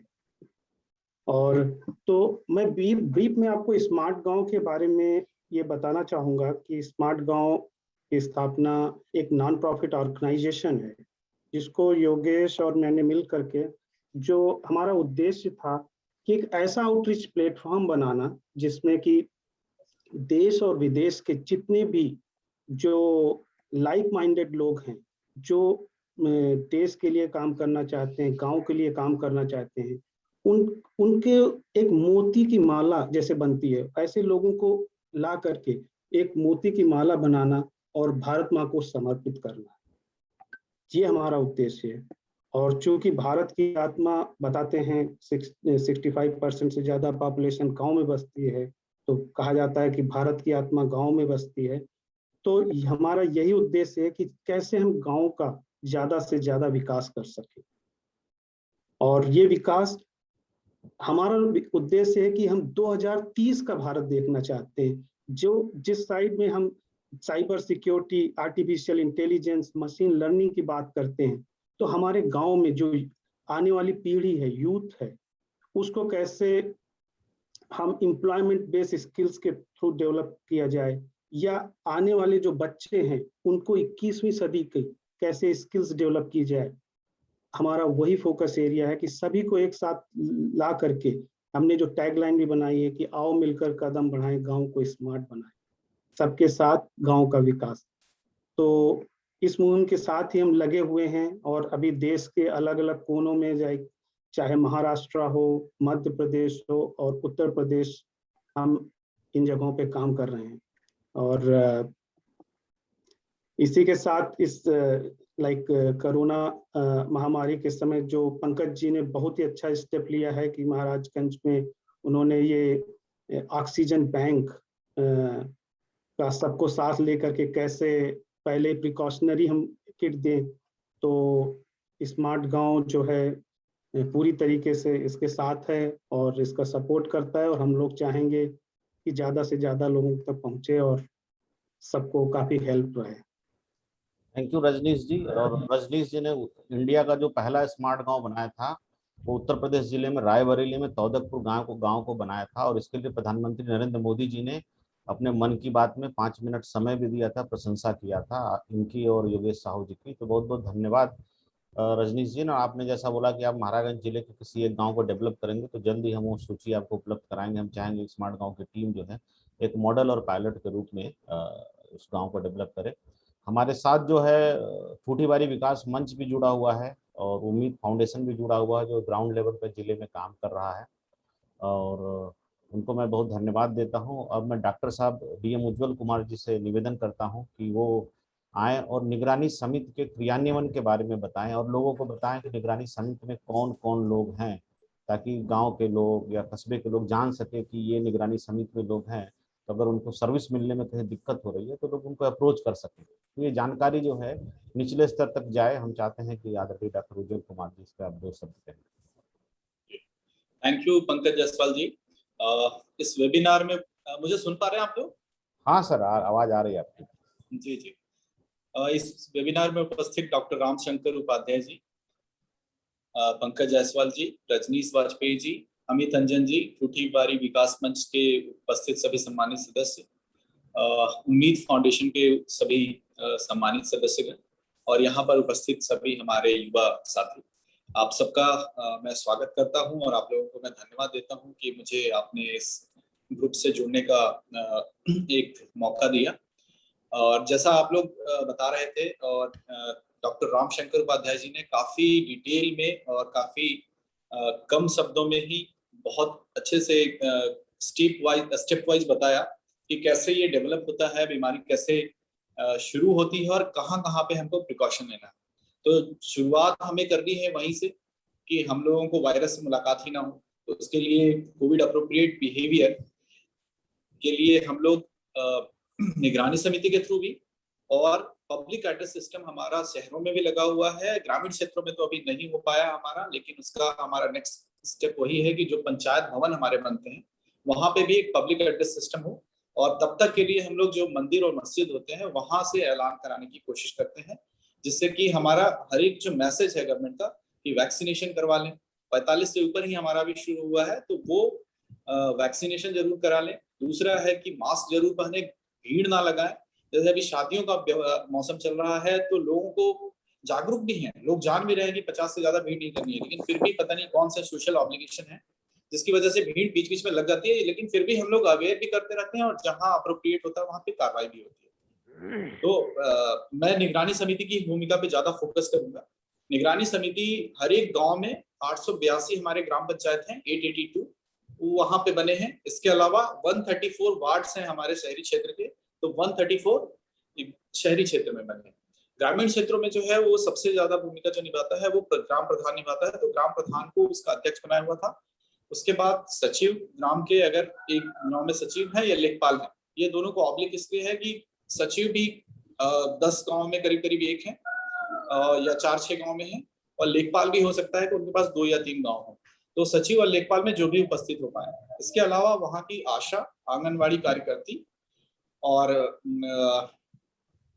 सफाई कर्मी, और वहां पे और भी जो ग्राम प्रधान जिसको भी मतलब वहां के ग्राम पंचायत सदस्यों में से किसी को भी रखना चाहते हैं उसमें उन लोगों को वेलकम किया जाता है। तो ये हमारे बेसिकली सदस्य हैं उसके ग्राम निगरानी समिति के। और जो पिछला वेव आया था हमारा, फर्स्ट वेव या फिर फर्स्ट अटैक जो कोविड का आया था, उसी समय हम लोगों ने हर एक ग्राम पंचायत में एक ऑक्सीमीटर और एक थर्मोमीटर वो खरीदा गया था। वो हर गांव में अभी भी मौजूद है, और मेनली उसकी कस्टडी जो होती है वो आशा के पास होती है, क्योंकि आशा से हम लोग एक्सपेक्ट करते हैं कि जो भी गांव में हर घर में जाकर वो एक बार सर्वे कर ले। और ये सर्वे पिछले वीक में ही 1 सप्ताह के लिए चलाया गया था, जिसमें डोर टू डोर आशा और आंगनबाड़ी कार्यकर्ता मिलके गए थे, और वो लोग सभी से पूछते थे कि आपके यहाँ किसी को फीवर, बुखार, सर्दी, खांसी वगैरह तो नहीं है, अगर है तो फिर वो ऑक्सीमीटर में उसका रीडिंग चेक करते थे। अभी का जो कॉन्सेप्ट हमने बनाया हुआ है कि मान लिया जिन्होंने एंटीजन टेस्ट में या फिर आरटीपीसीआर टेस्ट में पॉजिटिव आ गए हैं, उनके घर पे ये जो गांव में उपस्थित है आपके पास, आशा के पास है, उनको उपलब्ध करा दें, जिससे कि वो अपना रीडिंग नोट कर पाए। तो ये हम लोगों का कॉन्सेप्ट है कि जैसे किसी गांव में ज्यादा से ज्यादा अभी हो रहा है कि ज्यादा से ज्यादा एक गांव भी आया, परसौनी एक गांव है ब्रिजबनगंज का, वहां पे 15 लगभग केसेस आए। तो वहां पे आशा को यही जिम्मेदारी दी गई कि आप उनके ऑक्सीमीटर और थर्मोमीटर का रीडिंग उनका 3 बार मिनिमम का आप उनको खुद ही दे दें या फिर आप जाके ले लो। तो यही होता है कि जनरली आसपास अगर घर होता है तो वो उसका यूज कर लेते हैं। ये बात जरूर है कि हमारे पास अभी ये संसाधन कम है, जिसके लिए हम लोग सहयोग भी ले रहे हैं। और कॉन्सेप्ट यही था कि अगर हम लोग जो किट उपलब्ध कराते हैं उसके साथ साथ देने का, लेकिन वो पेएबल था, यानी कि लोगों को पे करना था। ऑक्सीमीटर अगर उनको दिया जाता है तो वो पे करें। अब चूंकि यहाँ ग्रामीण पॉपुलेशन ज्यादा है, लोग ज्यादा पे नहीं कर सकते हैं, वैसी कैपेसिटी नहीं है, इसलिए हम लोग ज्यादा डायरेक्टली नहीं बोल रहे हैं, क्योंकि फिर उनको लगेगा कि गवर्नमेंट की चीज आ रही है लेकिन आप पैसा ले रहे हो। तो हम लोग उसमें किट में नहीं दे रहे हैं उनको, लेकिन उनको जागरूक कर रहे हैं कि अगर आप अपना रख ले तो ये बेहतर होगा। क्योंकि एक गांव में अगर ज्यादा केसेस हो गए उस केस में प्रॉब्लम होगी। अगर एक गांव में 1 केस है, 2 केस है, 5 केस है, तो वो उसमें दिक्कत नहीं होती है हमें उसको मॉनिटर करने में। तो अभी का जो ऑक्सीमीटर और थर्मोमीटर दोनों का रीडिंग बहुत इंपॉर्टेंट होता है। उसके लिए पहले तो हम प्रेरित करते हैं कि आप अपना ये खरीद लें। अगर नहीं खरीद सकते हैं तो जो हमारे पास गांव में उपलब्ध है उसको हम पेशेंट्स को उपलब्ध कराते हैं और उनके थ्रू हम लोग रीडिंग लेते हैं। अच्छा, इसके अलावा आरआरटी टीम एक होती है हमारी, रैपिड रिस्पॉन्स टीम। उसका मुख्य दायित्व है जो पॉजिटिव केस आ गया उनके पास उनकी सूची उपलब्ध हो जाती है, तो फर्स्ट डे उनको मेडिकल किट उपलब्ध कराते हैं, उनका रीडिंग लेते हैं। 5th डे फिर से उनके पास जाते हैं और उनकी स्वास्थ्य की निगरानी करते हैं। 1st, 3rd और 7th डे, तो 3 बार विजिट होता है, जिसमें एक डॉक्टर होता है, एक लैब टेक्नीशियन होता है और एक वहाँ हमारे सदस्य होते हैं जो प्रशासनिक ग्रुप के सदस्य होते हैं। तो ये इनका दायित्व यही होता है कि वो वहां पे जाएं और पेशेंट के व्यवहार की, उसके जो कैसा उसका फील कर रहा है या फिर उसके क्या आउटकम्स हैं उसके बारे में वो जांच करते हैं। और इसके अलावा ICCC के माध्यम से हम लोग यही से मॉनिटर करते हैं कि इनके पास RRT गई कि नहीं गई, इनके पास निगरानी ऑक्सीमीटर, पल्स ऑक्सीमीटर, थर्मोमीटर उपलब्ध है या नहीं है, इनकी तबीयत कैसी है, कहीं ये घर से बाहर तो नहीं जा रहे हैं या असावधानी तो नहीं कर रहे हैं ये। क्योंकि स्वास्थ्य विभाग की जो किट उपलब्ध कराई गई उसमें 10 दिन की दवा है, तो पहले दिन से शुरुआत करना है उसको। तो इसीलिए हम लोग कोशिश करते हैं। पहले थोड़ा सा इसमें डिले हो रहा था क्योंकि RT-PCR के कभी-कभी टेस्ट जो है वो रिपोर्ट लेट से आ रही थी। तो अब हम लोगों ने यही किया है कि जिसको भी लक्षण दिख रहे हैं, हम लोगों ने उतना डिटेक्ट हमारी आशा भी नहीं कर पाएगी, उतने हमारे डिटेक्ट ये भी नहीं कर पाएंगे वहां के निगरानी समिति के सदस्य भी। तो इसलिए उनको बोल दिया कि जो भी लक्षण है, लक्षण में क्या है, सर्दी है, खांसी है, किसी को डायरिया हो रहा है या फिर किसी को फीवर महसूस हो रहा है, तो उनको वो किट उपलब्ध करा दें। उस किट में 10 दिन की दवा है, आइवरमेक्टिन भी है, अजिथ्रोमाइसिन भी है, पैरासीटामोल भी है, विटामिन सी भी है, विटामिन बी कॉम्प्लेक्स भी है, क्लोरामफेनिरामिन मेलिएट भी है, मतलब एंटी एलर्जिक। तो हम लोग सारी चीजें ये जो स्वास्थ्य विभाग के द्वारा सरकार के द्वारा उपलब्ध होती है, फ्री में उपलब्ध है, ऑलमोस्ट 10 डेज की दवा है, उसको हम लोग उपलब्ध करा देते हैं। तो पहले दिन जो पहले हमारा था ये कॉन्सेप्ट था कि सिर्फ जो बीमार है उसको और उसके तीमारदार को उपलब्ध कराते थे, लेकिन अब हम लोग जो भी लक्षण मिल रहा है, टेस्ट में आया ना आया उसका वेट नहीं कर रहे हैं। पहला तो हम लोग एंटीजन करा ही दे रहे हैं, कभी कभी एंटीजन में डिटेक्ट नहीं होता है, लेकिन अगर लक्षण है तो उनको हम लोग सीधे सीधे किट दे रहे हैं। इसको भी निगरानी समिति से हम लोगों ने जोड़ दिया है, क्योंकि आशा तो कंपल्सरली मेंबर है ही है, तो उनको निगरानी समिति से जोड़ने से हमें फायदा ये हुआ है कि अभी पिछले एक हफ्ता में हम लोगों ने एक सप्ताह में करीब 10,000 किट बांट चुके हैं गांव में। और गांव में दूसरा जो निगरानी समिति के पहला दायित्व तो ये हुआ कि ऑक्सीमीटर, थर्मोमीटर उपलब्ध कराना। दूसरा दायित्व हुआ इनका कि जो भी बीमार हो रहा है या लक्षण वाले दिख रहे हैं लोग, उनको तुरंत किट उपलब्ध करा देना। तीसरा दायित्व है कि ये अवेयरनेस फैलाए। अभी भी क्या हो रहा है कि गांव में जब आशा जाती है, आंगनबाड़ी जाती है, तो वो कहते हैं नहीं हमारे यहाँ से चले जाओ, सब लोग ठीक है, हमारे यहाँ कोई बीमार नहीं, जबकि पता चला कि उनके यहाँ भी एक बीमारी है। तो ये अवेयरनेस के लिए इसीलिए ग्राम प्रधान को भी जोड़ा गया है, वहां के 1-2 लोग जो सम्मानित लोग हैं उनको भी जोड़ा गया है कि आप लोग अवेयर कराएं लोगों को। जब गांव के लोग बताएंगे तो लोग उसको ज्यादा अच्छे से मानते हैं और फिर उसको फॉलो करते हैं। और उसी में 5 दिन निकल रहा है, जो 5 दिन वाली बात हो रही है वो उसी में निकल जा रहा है कि हम लोग डिनाई कर रहे हैं पहले ही कि नहीं मुझे कोरोना हो ही नहीं सकता। तो ये डिनायल फेज जो चलता है उसी में दिक्कत हो जाती है हमें। तो इसीलिए हमारा निगरानी समिति इसमें थोड़ा इफेक्टिव हो रहा है अब, और जब से नए प्रधान सभी चयनित होकर आ गए हैं उनको भी जोड़ लिया गया है उसमें, और वो भी काफी अच्छी भूमिका निभा रहे हैं। अब दूसरी जो मेन हम लोग फिर दूसरा क्या करते हैं कि हाइपोक्लोराइड सोल्यूशन से पूरे गांव को सैनिटाइज करा रहे हैं। तो सफाई कर्मी इसीलिए उसमें जोड़ा है, और जहां बड़े गांव हैं वहां पे हम लोग समूह बना के, मतलब आसपास के गांवों के सफाई कर्मियों को भी वहां जोड़ दे रहे हैं और फिर उसको पूरे गांव को सैनिटाइज कराते हैं। जहां ज्यादा केसेस आ रहे हैं वहां पे हम लोग फायर टेंडर की गाड़ियां उपलब्ध कराते हैं और उसके थ्रू हम लोग गांव को सैनिटाइज करते हैं। और अभी से हमने एक और कॉन्सेप्ट उसमें माननीय मुख्यमंत्री जी के निर्देशन में हम लोगों ने करा है कि जो हम किट उपलब्ध करा रहे हैं उसमें आयुर्वेदिक दवाइयों की, आयुष की, आयुर्वेदिक प्लस होम्योपैथ जो उपलब्ध है उसको हम लोग साथ साथ में दे रहे हैं। तो उससे फायदा हो जाता है कि लोगों को, चूंकि ग्रामीण क्षेत्रों में आप जानते हैं कि थोड़ा आयुर्वेदिक और होम्योपैथी की दवाइयों को ज्यादा एक्सेप्टेबिलिटी है, तो साथ में रहता है तो दोनों यूज करने के लिए बोला जाता है। उनको ये नहीं बोला जाता कि आप होम्योपैथी और एलोपैथी नहीं लोगे, साथ में दोनों साथ लीजिए। काढ़ा का भी एक सॉल्यूशन है, क्योंकि अभी हम लोगों को पता ही है कि एंटीवायरल कोई इफेक्टिव है नहीं वैसा। हम लोगों को जो ट्रीट करना है वो सिम्टोमेटिक ट्रीटमेंट होता है, और साथ ही हम लोग इम्यूनिटी को बूस्ट करके रखते हैं जिससे कि हमारा ये लंग तक हमारे डिजीज ना पहुंचे। जो सबसे ज्यादा हम लोगों को फोकस करना है कि लंग तक हमारी डिजीज ना पहुंचे, उसके लिए हम लोग जितना मेहनत कर सकते हैं वो करना चाहिए। और अगर किसी एक को परिवार में हो गया है तो वो आइसोलेट हो जाए। तो निगरानी समिति का दूसरा दायित्व ये हुआ कि पूरे गांव को सैनिटाइज कराएगा। तीसरा दायित्व ये हुआ कि क्वारंटीन सेंटर बनाएगा। तो क्वारंटीन सेंटर के लिए हमारे स्कूल अभी बंद हैं सारे, और ग्राम पंचायत भी बने हुए हैं हमारे यहाँ सभी गांव में, ऑलमोस्ट सभी गांव में सामुदायिक शौचालय भी बना हुआ है। Just a minute.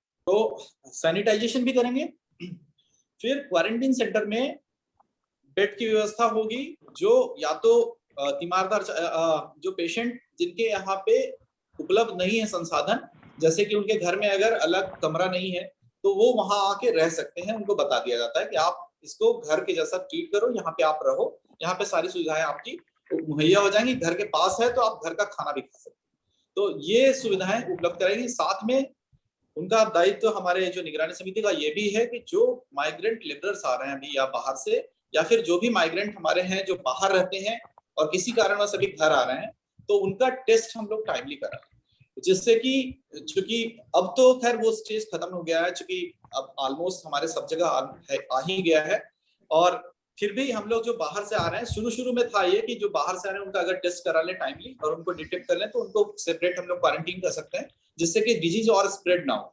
लेकिन अभी के स्टेज में तो चूंकि गांव में ऑलरेडी आ चुका है, तो हम लोगों को बस यही करना है कि हमारा जो फर्स्ट 5 डेज है अगर उसमें हम लोगों ने सावधानी रख ली, हम लोगों ने अपने अच्छे से रीडिंग लेते रहे, जो नॉर्मल दवाएं स्वास्थ्य विभाग के द्वारा प्रिस्क्राइब की गई है उसको अगर हम लोगों ने यूज कर लिया तो हम लोग सुरक्षित रह सकते हैं। इसके लिए जागरूक होना जरूरी है और जागरूक करने के लिए भी हमारी निगरानी समिति उसमें लगी रहती है। अब दूसरा दायित्व, एक और जो दायित्व दिया गया है निगरानी समिति को, वो यही दिया गया है कि लोगों को जागरूक करें। जो हमारे पीएचसी सीएचसी पे हम लोग टीकाकरण लगवा रहे हैं, टीका लगवा रहे हैं, वहां तक लोग जरूर जाएं।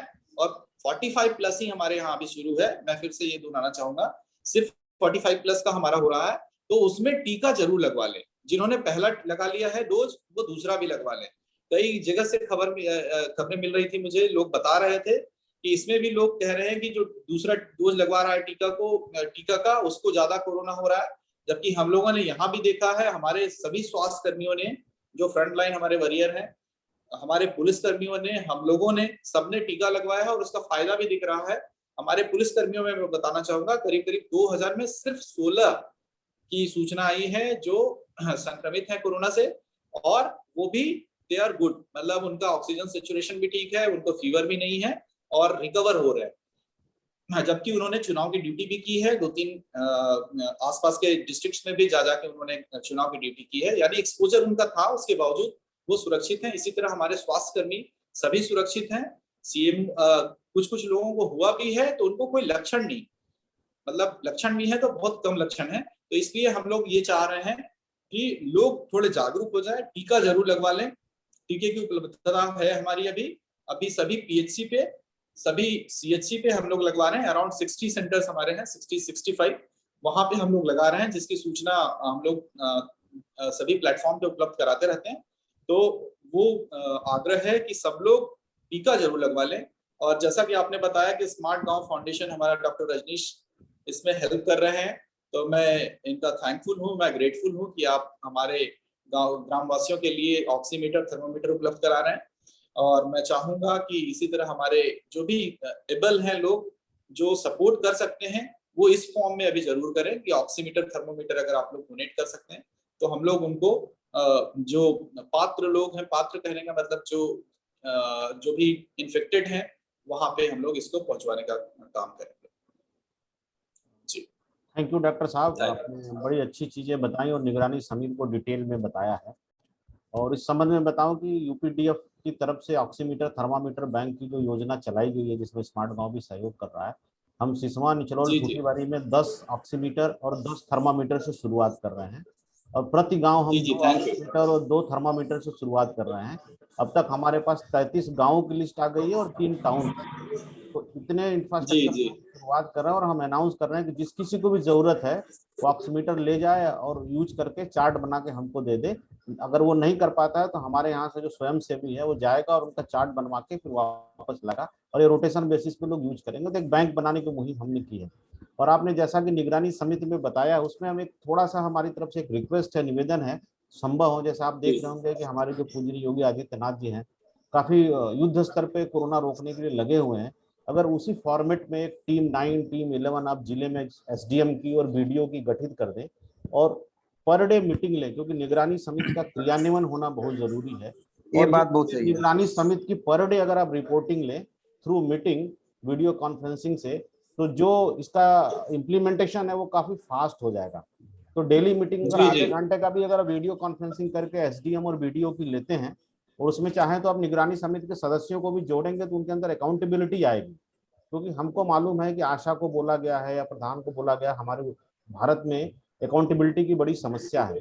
सरकार और शासन की नीयत सही होती है और योजनाएं बनाती हैं, लेकिन जो नीचे हम लोग हैं इम्प्लीमेंट करने वाले, इसमें एनजीओ भी आते हैं, उनको भी जो मोटिवेशन चाहिए इम्प्लीमेंट करने के लिए, या आशा के अंदर अकाउंटेबिलिटी को डेवलप करना है, ग्राम प्रधान जो भी चुन के आया है बिल्कुल बिल्कुल उसके सही है अंदर सर। अकाउंटेबिलिटी को डेवलप करना है, तो अगर आप पर डे एक मीटिंग कर लेंगे ना आधा घंटा, तो वो आपके सिर्फ एक हफ्ते से ही आपको असर दिखने लगेगा कि ये निगरानी समितियां काम करने लगी। क्योंकि बहुत से लोगों को शायद ये मालूम नहीं है निगरानी समिति है या रैपिड, जो आपने बहुत अच्छी चीज बताई, रैपिड एक्शन टीम जो है, रैपिड रिस्पांस टीम, तो इन सब के बारे सर में एक मेरा सवाल है। सवाल अभी लीजिएगा, एक साथ हम करेंगे। तो ये जो लोगों को मालूम नहीं, वो मालूम भी पड़ेगा, और एक बार पेपर में विज्ञापन देके भी बताया जाएगी रैपिड रिस्पांस टीम और ये जो है अपना निगरानी समिति क्या है और कैसे काम करती है।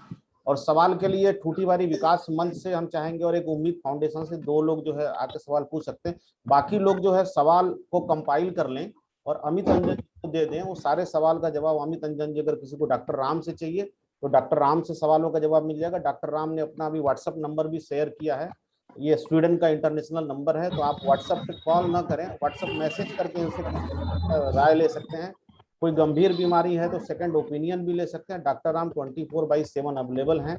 Doctor Deepti sir DM sir से एक सवाल पूछना था।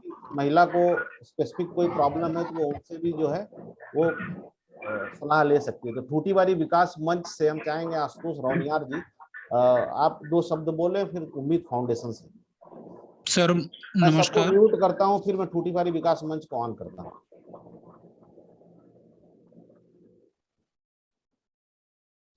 ठूठीवारी विकास मंच वाले अपने को अनम्यूट कर लें।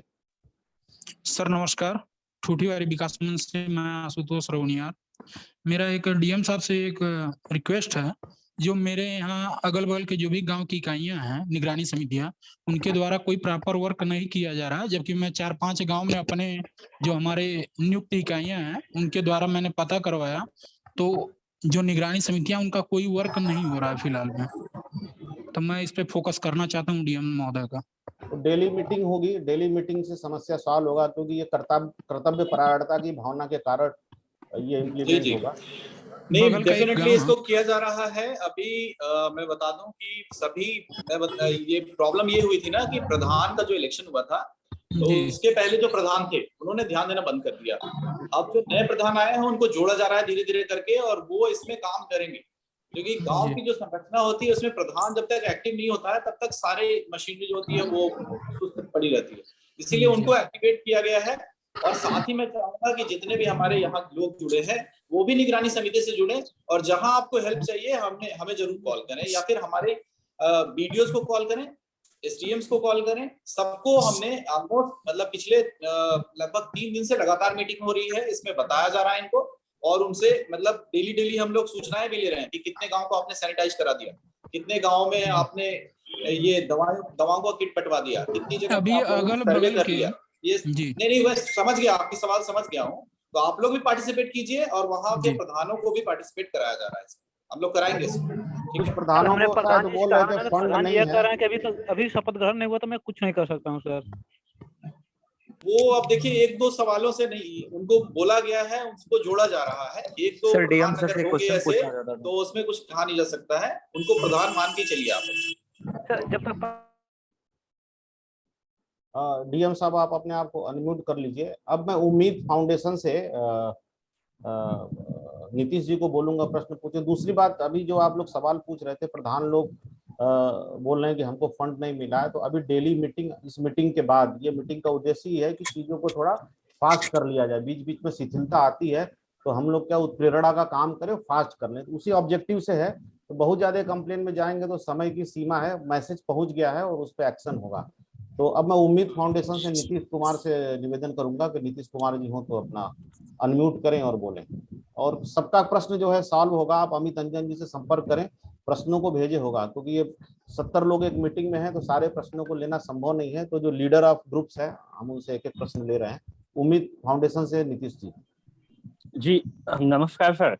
सर मेरा ये क्वेश्चन है कि हम लोग के आसपास में कुछ ऐसे गांव हैं जिनको अब नगर पालिका में जोड़ दिया गया है, उसमें कोई चुनाव नहीं हुआ है, कोई इलेक्शन नहीं हुआ है, तो वहां निगरानी समिति कोई है या नहीं है? कहाँ की बात कर रहे हैं ये सर ये हाँ सर, सिसवा बाजार के आसपास में। शहरी क्षेत्रों में तो सबसे अच्छा हमारा ये है ना, हमारे पास मशीन्स उपलब्ध है जिससे कि हम लोग सैनिटाइजेशन बहुत अच्छे से करा ले रहे हैं। वहां पे वार्ड मेंबर अभी वार्ड सदस्य नहीं है, तो जो हमारे संसाधन अभी उपलब्ध हैं उन्हीं से करा रहे हैं। जैसे कि वहां के सफाई कर्मियों को जोड़ लिया है हम लोगों ने। वहां के लोग अगर कोई आगे आना चाहते हैं तो वो जरूर अपना सजेशन वहां के ईओस को दे दें, उनको जोड़ लेंगे उसमें। जी जी। और बहुत से लोगों के क्वेश्चन डॉक्टर राम के लिए आ रहे हैं, तो डॉक्टर राम ने ऑलरेडी अपना व्हाट्सएप नंबर शेयर किया है, वो नंबर आप ले लें, अपने प्रश्न भेज दें। और वैक्सीनेशन को लेके हम एक बड़ा वेबिनार फिर करेंगे। हम 3 वेबिनार कर चुके हैं कोरोना पे, महिलाओं को लेके भी कर चुके हैं, तो उस वेबिनार में आप लोग जुड़िए और वैक्सीनेशन से संबंधित सारी समस्याओं को आप समझिए। और जो आपकी गांव के लेवल पे इम्प्लीमेंटेशन की समस्या है, जैसे सैनिटाइजेशन नहीं हो रहा है या आपको मालूम नहीं है निगरानी समिति के सदस्य काम कर रहे हैं नहीं कर रहे हैं, इसके लिए डेली मीटिंग इम्प्लीमेंट करेंगे डीएम साहब, तो अपने आप फास्ट होगा। और वो आज से समझिए कि बीच बीच में इसी तरह से हम लोगों को मीटिंग करके लोगों के अंदर एनर्जी भरनी है और उनको एक्टिवेट करना है। ये सबका काम है, हम लड़ के नहीं कर सकते। डेफिनेटली एक क्वेश्चन में देख रहा था कि आरटीपीसीआर में एंटीजन में निगेटिव है, आरटीपीसीआर में पॉजिटिव है, तो वो आरटीपीसीआर ही मेन टेस्ट है आपका। और जैसा कि आप सभी एक्सपर्ट्स बताएंगे आपको कि 60 to 70% लोग ऐसे हैं जिनको कोई भी सिम्टम अभी भी नहीं आ रहा, तो बहुत अच्छी चीज है ये। आप खुश रहिए कि आपको सिम्टम नहीं आ रहा, लेकिन हमको सावधानी वही बरतनी है कि हमको ऑक्सीमीटर और वो जितने लोग, मैं सबको ये रिक्वेस्ट करूंगा, जितने लोग खुद से खरीद सकते हैं, बहुत सस्ता होता है ऑक्सीमीटर और उपलब्ध भी है, खरीद लीजिए। सुबह शाम चेक करते रहिए अभी, क्योंकि किसको कब हो जाए ये गारंटी नहीं है। जी सर, वही हैप्पी हाइपोक्सिया का वही प्रॉब्लम जी जी डेफिनेटली पता ही नहीं चला कि वो 80 के ऑक्सीजन पे हैं। सर आरटीपीसीआर जब पॉजिटिव आता है उसके कितने दिन बाद फिर हमको चेक कराना, अगर सिम्टम नहीं है तो? नहीं, 14 दिन बाद वैसे जरूरत नहीं, जनरली 14 दिन का। जी जी डॉक्टर साहब बताएंगे। पंकज जी हाँ, कौन बोल रहा है? जी मैं जैनुल बोल रहा हूँ। हाँ जैनुल जी बोलिए, गुजरात से ना? जी मैं गुजरात से बोल रहा हूँ। और चलेगा तो 1-2 प्रश्न, बस एक छोटा सा 10 सेकंड का सवाल है, सरकार से सवाल है कि गांव में गरीबों को अगर कोई कोविड से इन्फेक्टेड हो जा रहा है तो गांव के लोग उसको पूछने नहीं जा रहे हैं, कोई उसके घर के अगल बगल नहीं जा रहा है, तो क्या उनके खाने पीने का या उनका कोई बंदोबस्त है सरकार की तरफ से, या है तो वो कैसे है, किस तरह से जाएगा? ये बहुत इंपॉर्टेंट सवाल है। ये इमेजिनरी क्वेश्चन हो गया ना, कोई केस है तो बताइए। हमारे पास तो ऐसी कोई भी सूचना नहीं आई है कि जहाँ पे हमारे ये इसमें कोई ऐसा हो रहा है। और मैं बता दूं आपको कि केंद्र सरकार ने भी चलाई है योजना जिसमें कि फ्री राशन मिलेगा उनको 2 महीने के लिए, और मेरे ख्याल से राज्य सरकार के द्वारा भी आने वाली है। तो हर जगह राशन की कहीं भी समस्या नहीं है। मेरे ख्याल से फर्स्ट वेव भी जो आया था उसमें भी, और जो सेकेंड वेव आया है, गांव में ये समस्या नहीं होती है। ये थैंकफुल है हम लोग पूरे महाराजगंज का, मैं अनुभव बता रहा हूँ। ये गांव में ये समस्या आज तक नहीं आई कि किसी के घर में खाना नहीं है, क्योंकि आसपास के पड़ोस के कोई ना कोई तो दे ही जाता है, और नहीं होता तो मैंने कोटेदारों को कह रखा है कि बाद में आपको कहीं से भी पेमेंट हो जाएगा, लेकिन पहले उनको दीजिए जरूर। तो ये समस्या नहीं आई है अभी तक, मेरा जो अनुभव है वो मैं बताना चाहूंगा। और अगर आपके पास कोई केस है ऐसा तो बता दीजिए, वहां पे उनको हम जरूर उनको उपलब्ध कराएंगे। ताइवान से अखिलेश गुप्ता जी हैं, ताइवान से, तो उनका एक उसके बाद जो है हम अखिलेश गुप्ता जी को मैं पहले धन्यवाद उनको बताना चाहूंगा कि इनका काम हो गया है, कल परसों में इनको वो मिल जाएगा। मैं फॉलो कर रहा था, एक्चुअली बीच में फॉलो नहीं कर पाया था कोविड की वजह से ही, बट अब इनका काम हो गया है। हम आशा करते हैं ये प्रश्न नहीं होगा।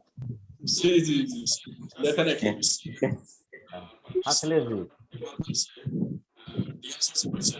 अखिलेश अनम्यूट कर लो। अखिलेश जी आवाज नहीं आ रही आपकी। हाँ सर, बहुत बहुत धन्यवाद आपका, हमारा गाँव। हाँ सर, और बहुत अच्छी बात है कि आपने सारी चीजों को बताया कि कैसे किस ग्राउंड लेवल पे काम किया जाए, और उसके लिए बहुत बहुत धन्यवाद देते हैं। और डॉक्टर राम से मेरा एक क्वेश्चन है, प्रोफेसर डॉक्टर राम से। So Ram sir, actually city value जो होती है आरटीपीसीआर में, सिटी वैल्यू जो होती है, जैसे किसी का 85, किसी का 90, किसी का 92 और 95, सो उसके बेस पे क्या कर सकते हैं, आपके कैसे आइडेंटिफाई कर सकते हैं कौन मोर इन्फेक्टेड है, कौन लेस इन्फेक्टेड है और समथिंग? तो मतलब आप जो 85, 90 बोल रहे हैं वो सिटी वैल्यू बोल रहे हैं आप? हाँ जी, सिटी वैल्यू जो होती है RT-PCR की। ये सिटी वैल्यू नहीं होता है। तो हाँ। जो सिटी वैल्यू होती है ना, वो जनरली शुरू में जो ICMR का जो गाइडलाइन था वो था 40 में से होता था, 40 मैक्सिमम होता था। अभी 2 महीने पहले जो ICMR ने गाइडलाइन चेंज किया है वो 35 किया है, ठीक है ना। तो 35 के यदि ऊपर आ रहा है आपका सिटी वैल्यू, इसका मतलब है कि आप जो है कोविड नेगेटिव हो, और 35 के नीचे आ रहा है तो यानी कोविड पॉजिटिव हो। अच्छा। अब ये जो स्कोर आपका अगर 1 से लेकर के 24 के बीच में है, तो ये कहते हैं कि 1 जिसका नंबर आ रहा है उसका मतलब है कि उसका वायरल लोड बहुत ज्यादा है, ठीक है ना। जिसका 2 आ रहा है तो कम है, 3 है तो और कम है, 24 है तो 24 वाले व्यक्ति को ये मान सकते हैं कि 24 और 25 की रेंज में वो व्यक्ति संक्रमण को शायद न फैला रहा हो। लेकिन ऐसा नहीं है कि प्रिकॉशन नहीं रखना है, ठीक है ना, क्वारंटाइन नहीं होना है, लेकिन हम एक राहत की सांस ले सकते हैं कि ये जो व्यक्ति है वो जो है अभी कंटेजियस नहीं है, ये दूसरे लोगों को शायद इन्फेक्शन नहीं दे सकता हो, ठीक है ना। तो 1 जिसका नंबर है 35 में से, उसका मतलब है कि वो सबसे ज्यादा उसके अंदर वायरल लोड है, और 1 से 24 तक वायरल लोड मान सकते हैं कि ज्यादा है। 24 के बाद में आप राहत की सांस ले सकते हो, और टोटल जो नंबर है वो 35 में से जो है क्या है दिया जाता है। Okay sir, thank you very much for your information. Thank you पूरी यूपीडीएफ की टीम, स्मार्ट पंकज भाई नमस्ते। अब मैं कार्यक्रम के अंत में वोट ऑफ थैंक्स के लिए, क्योंकि जिलाधिकारी महोदय का टाइम बहुत इंपॉर्टेंट है, ये एक्शन टीम में इस समय है, और इनका एक एक घंटा जो है जिले के नागरिकों के लिए ही है, तो हम ज्यादा समय इनका नहीं लेंगे। करिए सर। क्या चीज, क्या क्वेरी है बताइए। ये कह रहे थे कि आवाज आपकी नहीं आ रही है। दवाओं का छिड़काव होना है क्या सर? प्रत्येक दिन जो छिड़काव होना है, सैनिटाइजेशन प्रत्येक दिन होना है, तो हर ग्राम सभा। आवाज नहीं आ रही है उनकी सर। सिर्फ जो सर एरिया की पूरे होना है, सैनिटाइजेशन जो होना है पर डे होना है कि नहीं होना है, वो जानना चाहते हैं ना आप, एज ए पॉलिसी। जी। हाँ, तो वो पर डे अवेलेबिलिटी के हिसाब से है। अगर एक गांव में एक सफाई कर्मी है तो हर जगह वो नहीं पहुंच सकता है, लेकिन शहरी एरिया में हर दिन होगा। जी, अगर नहीं होता है तो आपकी भी जिम्मेदारी है। देखिए, आप भी पब्लिक, अगर नहीं होता है तो आपकी भी जिम्मेदारी, आपके बीच का ही व्यक्ति चेयरमैन और सभासद और सफाई कर्मी है, आपकी भी जिम्मेदारी है। एक जिलाधिकारी या जिला की एक कोर टीम हर व्यक्ति के कहाँ के बता रहे हैं वैसे, ये कहाँ का बता रहे नहीं हो रहा, ये कौन सी जगह का बता रहे हैं कि नहीं हो रहा? आवाज नहीं आ रही आपकी। आवाज नहीं आ रही, चैट बॉक्स में लिख सकते हैं। नौतनवा अच्छा ठीक है, वहाँ इन्फॉर्म करा दे। हाँ सर, इसको थोड़ा देख लीजिएगा। और जिसके घर, एक बॉम्बे में भी और बिहार में भी नियम है कि जिसके घर कोई कोरोना पॉजिटिव आता है ना, उसका घर पूरा सैनिटाइज कराया जाता है, वो भी नहीं हो पा रहा है। तो थोड़ा इसको तो एकदम नहीं हो रहा है। IS हैं तो आपको मालूम होगा कि नीचे के लेवल पे चीजों को कैसे इम्प्लीमेंट कराया जाए, कहाँ शिथिलता आती है। और मुझे पूरा यकीन है और आपके बारे में तो पूरा भरोसा है, क्योंकि हम आपको हमारे मित्रों के माध्यम से भी पता चला कि आपने कितना बढ़िया कुंभ में काम किया था, और उसके कारण ही आपको अब कुंभ से बड़ा काम महाराजगंज जिले को दिया गया है, जो भगवान बुद्ध जी की भी ये निहाल बताया गया। और सोहनी बरवा को लेके भी आप काफी काम करें। हमने एक बड़ा डिटेल प्रोजेक्ट मुख्यमंत्री कार्यालय में दिया हुआ है, मैं चाहूंगा उसको भी आप परसू करें। अब कार्यक्रम को विराम देते हुए मैं अमित अंजन जी से बोलूंगा कि धन्यवाद प्रस्ताव। मेरा एक क्वेश्चन है बीच में। अब धन्यवाद प्रस्ताव हो जाएगा, अब क्वेश्चन जो है अमित जी को दीजिएगा तो उठाएंगे। डॉक्टर राम से एक क्वेश्चन था, मैंने सोचा पूछ लूं। जैसे कोविड से संक्रमित सबों से कितना खतरा है इस संबंध में? कोविड से कोविड से संक्रमित जो 100 आ रहे हैं, लोग नदियों में डाल दे रहे हैं डेड बॉडी से, उससे कितना खतरा है लोगों को? अपने वहां से नेपाल से आती है नदियां, और उसमें खतरा है इस बात को लेकर। तो इस चीज पर सर, ये बहुत युवा पत्रकार हैं सच्चिदानंद मिश्रा जी, और बहुत अच्छा काम करते हैं, पॉजिटिव स्टोरी बनाते हैं, तो इनका क्वेरी काफी रिलीवेंट है। इसको आप सिग्नेचर कर दीजिए, फिर धन्यवाद प्रस्ताव के साथ कार्य डॉक्टर राम जी। हाँ, तो सबसे पहली बात तो यह है कि ऐसा होना नहीं चाहिए, ठीक है ना, और प्रशासन इस तौर पे काफी काम कर रहा है, ठीक है ना, कि और उन्होंने पेट्रोलिंग भी स्टार्ट किया है जिससे कि इस तरीके की समस्या पैदा ना हो, क्योंकि कोई भी जो बॉडी है और जिसको कि इन्फेक्शन हुआ है, चाहे वो कोई भी इन्फेक्शन हो, केवल कोरोना के संदर्भ में नहीं है, क्योंकि कोरोना का इन्फेक्शन तो जनरली 7 दिन से 10 दिन में कोरोना तो खत्म हो जाता है। It is a then it become a non replicating virus, यानी कि वो रेप्लिकेट नहीं हो रहा होगा। लेकिन इस प्रकार की डेड बॉडी जो है उनके ऊपर बहुत अलग तरीके के जो बैक्टीरिया जो हैं वो उनके ऊपर फीस्ट करते हैं। तो इस प्रकार से ये जो है वो पानी को तो कंटेमिनेट करेंगे ही, और बाकी लोगों के लिए सेकेंडरी इन्फेक्शन का कारण बन सकती है, और बहुत सारे जो अपॉर्चुनिस्टिक बैक्टीरिया जो हैं वो उनके ऊपर ग्रो करके इस संक्रमण को फैला सकते हैं। लेकिन कोरोना के संदर्भ में कहना that may not be appropriate, but yes, it can become a cause of the secondary infection and spreading the opportunistic infection actually to many people who will get in touch with such kind of water. Doctor Ram, वो जो नल वाला उदाहरण देते हैं, आप उसको उदाहरण दे दीजिए तो गांव वालों को अच्छे से समझ में आ जाए कि नल खोल के चला गया वायरस। हम तो 5 ही 7 दिन वायरस रहता है, उसके बाद तो हम लक्षण से लड़ते हैं, वायरस तो खत्म हो जाता है, वो वैसा नहीं परमानेंट रहता है। नहीं, जैसा उज्जवल जी ने भी बताया एक्चुअली कि कुल मिलाकर के इसका जो ट्रीटमेंट है वो सिम्टोमेटिक ट्रीटमेंट है, ठीक है ना, क्योंकि आपको जो सिम्टम्स हैं क्लिनिशियन तो उन्हीं सिम्टम्स को टेस्ट कर रहे हैं या उन्हीं के ऊपर काम कर रहे हैं, यानी कि कुल मिलाकर के जो डैमेज उस वायरस ने आपके बॉडी में रहते हुए किया है। अभी यह है कि आप एक सिंपल सा एग्जाम्पल समझ लीजिए कि मान लीजिए आप किसी रोज अपने घर में पहुंचे, पर के दुर्भाग्यवश जो है क्या आग लगी हुई,